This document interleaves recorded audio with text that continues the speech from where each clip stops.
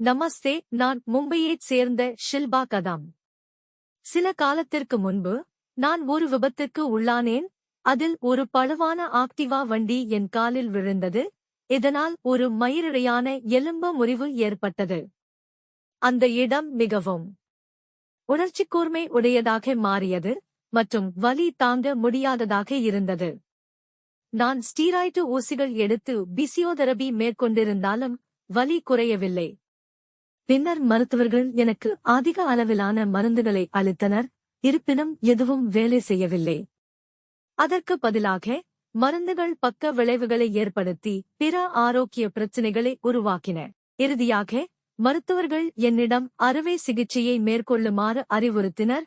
அங்கு ஒரு சீப் என் காலில் கடைசி வாய்ப்பாக பொருத்தப்படும். இதற்கு நான் தயாராக இல்லை.